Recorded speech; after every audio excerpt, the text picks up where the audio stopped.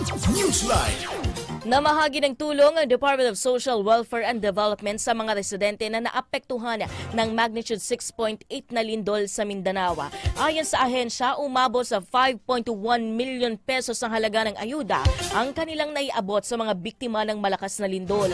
Nagbigay ang DSWD Field Office, Sorsogon Region ng 6,500 pesos na family food packs at 10,000 pesos na tulong pinansyal para sa 6 na pamilya na namatayan. Habang papalo na sa 1,000 family food packs ang ipinadala ng DSWD Davao Region sa Sarangani Island. Umaabot sa mahigit 2.8 billion pesos ang standby fund ng ahensya bilang tugon sa nasabing kalamidad.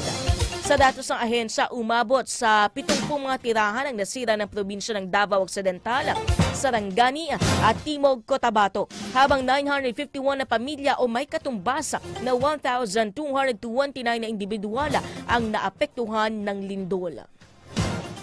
Newsline.